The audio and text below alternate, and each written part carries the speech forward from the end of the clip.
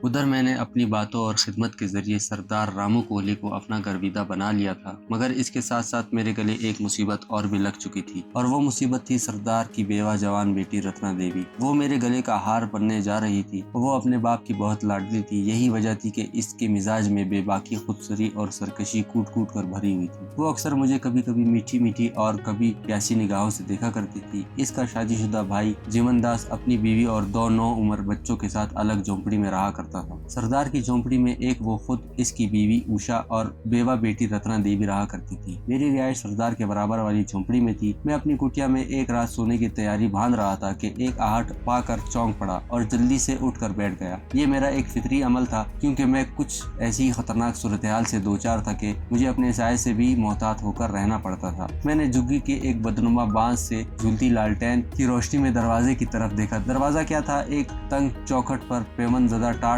جھول رہا تھا۔ ٹاٹ کو سرکاتی ہوئی رتنا اندر داخل ہوئی۔ رات کے اس پہر میں اسے یوں اچانک اور رازداری سے اپنی جھگی میں پا کر میں بری طرح ٹھٹک گیا، بلکہ گھبرا گیا۔ کیوں رے، کیوں بٹر بٹر دیکھت ہے؟ کیا پہلے کبھی نہیں دیکھت ہو؟ وہ بولی۔ تو اس وقت میں پریشانی سے بولا، رتنا تو اس وقت میں پریشانی سے بولا، یہ چنڈال چوکڑی مجھے کسی بھی وقت مروا سکتی تھی۔ اگر سردار یا قبیلے کے کسی آدمی نے اسے یہاں دیکھ لیا تو میری شامت آ جانی تھی۔ کیوں رے، ڈرتا کاہے کو ہے؟ تیرا کوئی کچھ نہیں بگاڑے گا، تو باپو کا خاص آدمی ہے۔ وہ لاپرواہانہ انداز میں مسکراتے ہوئے بولی۔ مستانی چال چلتی ہوئی میرے قریب میرے ساتھ چارپائی کی پائنتی پر بیٹھ گئی اور لگی مجھے پیاسی نگاہوں سے دیکھنے۔ میں اس کی دیدہ دلیری اور خطرناک بے باکی پر بری طرح سٹپٹا گیا تھا اور زیادہ پریشان بھی تھا۔ تاہم میں نے اس ہٹیلی کو پیار سے سمجھاتے ہوئے کہا، دیکھو رتنا، اس طرح رات گئے میرے پاس آنا اچھا نہیں لگتا۔ کسی نے دیکھ لیا تو تیرا تو شاید کچھ نہ بگڑے، مگر میں بے موت مارا جاؤں گا۔ میری بات پر اس نے جیسے ہی زور سے ہنسنے کے لیے منہ کھولا تو میں نے اس کی آواز باہر تک سنائی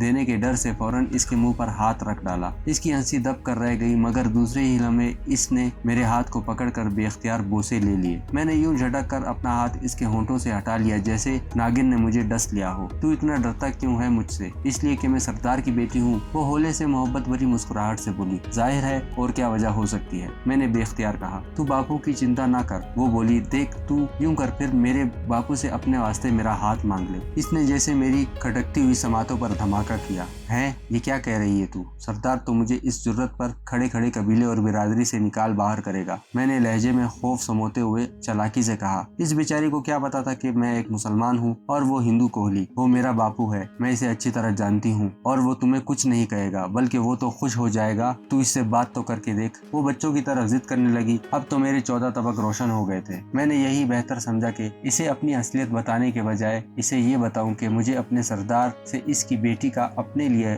رشتہ مانگنے سے خوف محسوس ہوتا ہے۔ لہٰذا کانوں پر ہاتھ لگاتے ہوئے میں اس سے بولا، نہ بابا، مجھ میں اتنی ہمت نہیں۔ کیا میں تجھے اچھی نہیں لگتی؟ اس نے خفا ہونے والے لہجے میں کہا۔ مصلحتاً اور موجودہ سنگین حالات کا تقاضا یہی تھا میں اسے خود سے ناراض نہ ہونے دوں، کیونکہ میں ایسی خودسر اور سرکش لڑکیوں کی ذہنی فطرت سے اچھی طرح واقف تھا جو اپنے مقاصد کے حصول کی خاطر بڑے بڑے مسائل کھڑے کر سکتی تھی۔ لہٰذا میں نے مسکراتے ہوئے بولا، یہ بات نہیں ہے رتنا۔ تو پھر کیا بات ہے؟ وہ بولی۔ میں چند ثانیہ پرسوچ خاموشی کے انداز میں اپنے ہونٹ کاٹتا رہا، پھر بولا، رتنا، میں تیرا ہاتھ مانگنے کے لیے پہلے تیرے باپو کی اچھی طرح خدمت چاکری کرنا چاہتا ہوں۔ تو چنتا نہ کر، جب میں یہ محسوس کروں گا کہ اب وہ مجھے اپنے بیٹوں کی طرح چاہنے لگے ہیں تو پھر میں اس کے قدموں میں سر رکھ کر تیرا ہاتھ مانگ لوں گا۔ سچی؟ اس کی آنکھیں خوشی سے چمک اٹھی۔ بالکل سچی، میں نے مسکرا کر کہا۔ اس کے بعد وہ مطمئن ہو کر چلی گئی۔ سردی کے باوجود مجھے اپنی پیشانی پر پسینے کی ننھی ننھی بوندوں کا احساس ہونے لگا۔ بہرطور اس چنڈال کے جانے کے بعد میں نے سکھ کی سانس لی۔ اس کے بعد میں دوبارہ چارپائی پر دراز ہو گیا۔ خانہ بدوشوں کا سردار رامو کوہلی میرے لیے خاصا سودمند ثابت ہو رہا تھا۔ وہ مجھ پر خاص طور پر مہربان تھا۔ شاید اس کی ایک اہم وجہ یہ بھی ہو کہ وہ ایک جوان بیٹی کا باپ تھا، بیٹی بھی وہ جو جوانی میں ہی بیوہ ہو گئی۔ میں بھی ایک ایسے ضرورت مند باپ کی الفت اور نظر کرم کو اچھی طرح پہچانتا تھا، اور اس بات کا فائدہ اٹھاتے ہوئے میں اسے گاہے بگاہے سیتا پال کے بارے میں کریدتا رہتا تھا۔ اس کی زبانی مجھے معلوم ہوا کہ امرتسر، گرداسپور اور جالندھر میں پاکستانی جاسوسوں کے داخلے کے خدشے کی وجہ سے یہاں انڈین سیکیورٹی فورسز کا جاسوسوں کے علاوہ بارڈر سیکیورٹی فورس، بھارتی انٹیلیجنس اور بھارتی بدنام زمانہ खुफिया तंजीम रा का एजेंट भी सादा वर्दियों में घूमते रहते हैं। सीतापाल भी इन्हीं फोर्स का एक अहम पुर्जा है। इससे ज्यादा इसे कुछ मालूम न था। मेरी मुराद हेडक्वार्टर से थी, ताहम मैं दुश्मन एजेंटों के हेडक्वार्टर के साथ साथ इनके इसी नेटवर्क के बारे में पता चलाना चाहता था जो सिर्फ और सिर्फ पाकिस्तान को टारगेट बनाए हुए थे। इतना तो करीबन हर आम पाकिस्तानी शहरी को इल्म ही होगा कि इस वक्त भारत में बाज शरपसंद और इंतहा पसंद हिंदुओं की 3 तंजीमें पाकिस्तान और मुसलमानों के खिलाफ नफरत के जज्बात रखती हैं, और मैं सीतापाल और इसके खूनी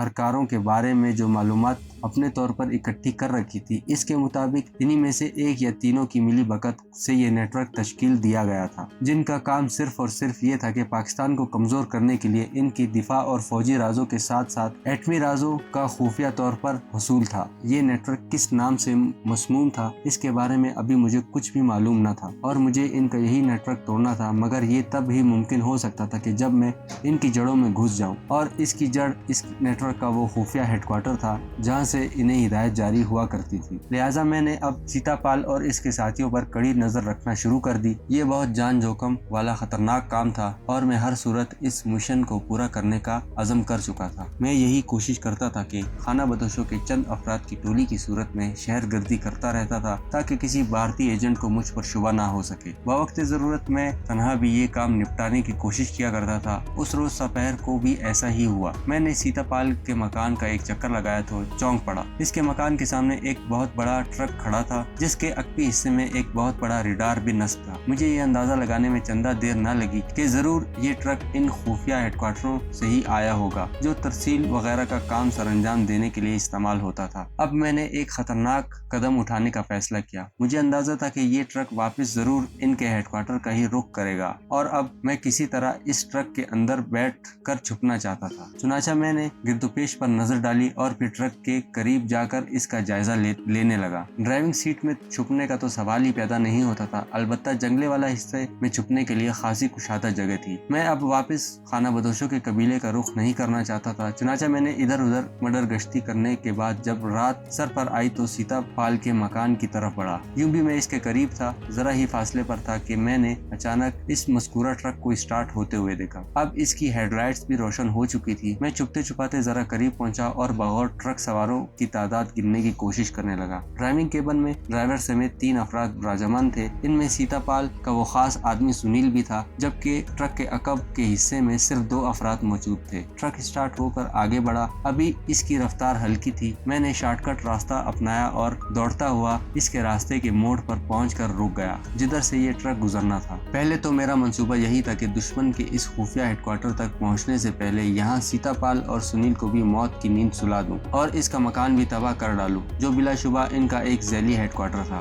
मगर मैं इस मौके को भी जाया नहीं करना चाहता था। लिहाजा मैंने रास्ते के मोड़ पर कदामत और घनी खुदकार झाड़ियों में दुबक कर बैठ गया। मेरी नजरें सामने आते हुए ट्रक की हेडलाइट्स पर मरकूज थी। ट्रक अब खासी तेज रफ्तारी के साथ खड़खड़ाता हुआ बढ़ता चला आ रहा था। मेरा दिल बेतहाशा धड़क रहा था। मोड़ के करीब पहुंचकर ट्रक की रफ्तार बतदरीज कम होने लगी। मैं होशियार हो गया। ट्रक अब धीमी रफ्तार के साथ मोड़ काटने लगा। फिर वो जैसे ही मेरे करीब से गुजरने लगा तो मैंने लपक कर इसके अकब में नमूदार होते हुए जंगले पर जा टिका। मोड़ काटते ही ट्रक की रफ्तार तेज होती चली गई। मैं मजबूती से ट्रक के अकबी जंगले को पकड़कर इसके साथ चिपका खड़ा रहा। फिर मैंने कैनवास हुड की छुरी से अंदर झांका तो 2 अफराद एक बोतल पीते दिखाई दिए। वो लाइट किस्म की फास्ट वाइन बोतल थी जिसे वो बारी बारी मुंह लगाकर पी रहे थे। इसके बाद वो मदहोश होकर वहीं लेटे रहे। ट्रक दरमियानी रफ्तार के साथ हिचकोले खाता मुसाफात की तरफ बढ़ता चला जा रहा था। उन दोनों के मदहोश होकर ढेर हो जाने के बाद मैं आहिस्तगी से अंदर कूदा। दौड़ते ट्रक की खड़खड़ाहट के शोर में मेरे अंदर कूदने की निस्बतन हल्की आवाज दब गई। मैं आगे बढ़ा। सबसे पहले एक दुश्मन की मैंने रगे हसास मसल कर इसे बेहोश कर दिया और फिर दूसरे के साथ भी ऐसा ही किया। इसके बाद दोनों का टेटवा दबाकर इन्हें हमेशा की नींद सुला दिया और बारी बारी दोनों लाशों को ट्रक के बाहर उछाल दिया। इसके बाद गहरी नजरों से अंदर का जायजा लेने लगा और वहाँ आसपास बेतरतीब रखी 3-4 चौबी पेटियों को देखकर मैं एक ख्याल के तहत चौंक पड़ा। इन संदूकों में जब मैंने खोल के देखा तो मेरी आंखें फटी की फटी रह गईं। ये तीनों संदूक असले से भरे हुए थे। एक में जदीद गने और रॉकेट लॉन्चर थे, दूसरे में फाजिल राउंड रॉकेट और हैंड ग्रेनेड के अलावा टाइम बम भी थे। इतने सारे असले को देखकर मेरी आंखें चमक उठी। वतन दुश्मनों को नेस्त नाबूद करने की लगन बढ़ गई। जज्बा हुर्रियत से सरशार मेरे दिल की धड़कन तेज तर होने लगी। मैं ड्राइवर केबिन वाले हिस्से की तरफ बढ़ा। यहाँ एक गोल सुराख था। मैंने आंख चिपका दी। अंदर का मंजर वाज़ेह था। सुनील अपनी गोद में एक ब्रीफकेस खोले हुए था, जबकि इसका दूसरा साथी भी इसकी तरफ मुतवज्जा था। तब मैंने बगौर देखा तो मालूम हुआ वो ब्रीफकेस दर हकीकत एक लैपटॉप कंप्यूटर था। इसकी स्क्रीन रोशन थी। सुनील ने हेडफोन चढ़ा रखा था। स्क्रीन पर एक इमारत की शबिया उभरी, फिर वो शबिया क्लोज होती चली गई। इसके बाद अंदर के गोशे बारी बारी स्क्रीन के मुख्तलिफ जावियों से उभरने लगे। फिर एक गोशे को सुनील ने क्लिक किया तो वो गोशा क्लोज हो गया। अब वहाँ एक भारी भरकम शख्स एक कुर्सी पर नजर आ रहा था। बास, मैं सुनील मुखातिब हूँ, सुनील ने इंतहाई मौतबाना अंदाज में कहा। मेरे अंदर साए साए होने लगी। क्या रिपोर्ट है? बास ने गंभीर और बारोब आवाज में पूछा। आपसे कुछ जरूरी नौयत की बातें करनी है, सुनील ने मौतबाना कहा।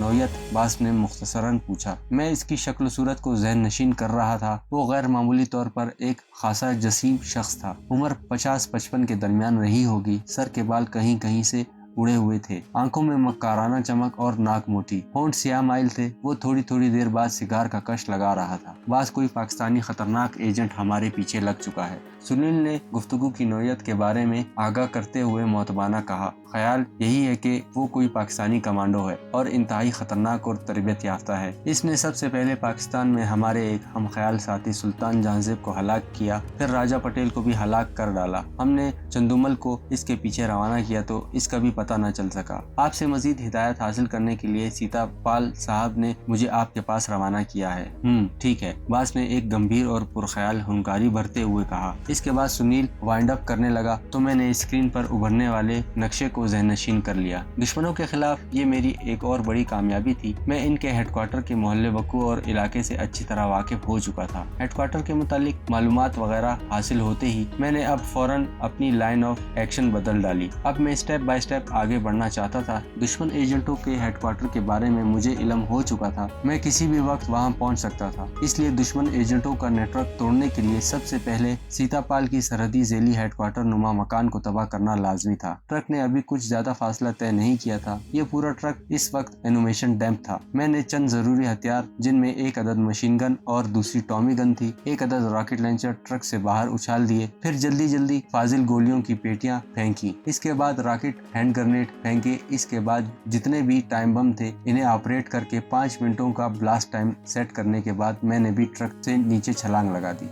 ट्रक रात की तारीकी में धड़धड़ाता हुआ गुम हो गया। ठीक 5 मिनटों बाद मुझे एक धमाके की आवाज सुनाई दी। ट्रक की दुश्मन समेत तबाही के बाद नीचे फेंका हुआ मुख्तसर असला समेटने लगा। इसके बाद मैं दोबारा सीतापाल की जेली हेडक्वार्टर नुमा मकान की तरफ चल पड़ा। मैं इसे तबाह कर देना चाहता था। रात के आखिरी पहर में सीतापाल के मकान के करीब पहुंचा। चूंकि ये इनके अपने सरहदी इलाके में वाक़या था, इसलिए वहाँ आस पास सन्नाटा तारी था। अंदर सीतापाल और इसके आदमी महवर ख्वाब थे। पूरी बस्ती में सन्नाटा छाया हुआ था। मैंने फुर्ती के साथ सीतापाल के मकानों की दीवारों पर टाइम बम चिपका दिए और 15 मिनटों का ब्लास्ट टाइम सेट करने के बाद चंद कदमों के फासले पर जा दुबका। एक एक लम्हा बहुत भारी गुजर रहा था। जब 1 मिनट रह गए तो मैंने यक्के बाद दीगरे 3-4 हैंड ग्रेनेड की पिनें खींचने के बाद इन्हें सीतापाल के वसी रकबे पर फैले हुए मकान के सहन में उछाल दिया और अपने जिस्म से सारा असला उतार फेंका और दौड़ता हुआ जंगल की तरफ चला गया। दफतन मेरे अकब में यक्के बाद दिगरे कान फाड़ देने वाले धमाके हुए। फिर यह सिलसिला बतदरीज दराज होता चला गया। मैंने एक जगह रुक कर अकब में देखा। सीतापाल का वो जेली हेडक्वार्टर नुमा मकान धड़ाधड़ शोलों की लपेट में सुलग रहा था। पूरी बस्ती में कोहराम मच गया था। मैं छुपते छुपाते एक लंबा चक्कर काट कर खाना बदोशों के पड़ाव में शामिल हो गया। धमाकों की आवाज पर वो लोग भी बदहवास होकर अपने झोंपड़ों और खैमों से बाहर निकल आए थे। मैं भी हैरानी और परेशानी की अदाकारी करता हुआ इनके साथ शामिल हो गया। बस्ती के सारे लोग आग बुझाने की कोशिश करने लगे, मगर सीतापाल का मकान जहन्नुम ज़दा बन चुका था। फायर ब्रिगेड की गाड़ियां भी शहर से आ चुकी थी, मगर इन्हें भी आग बुझाने में कई घंटे लगे। बाद में ये जानकर मुझे तसल्ली हुई कि अंदर सीतापाल समेत सब दुश्मन एजेंट जल मरे हैं।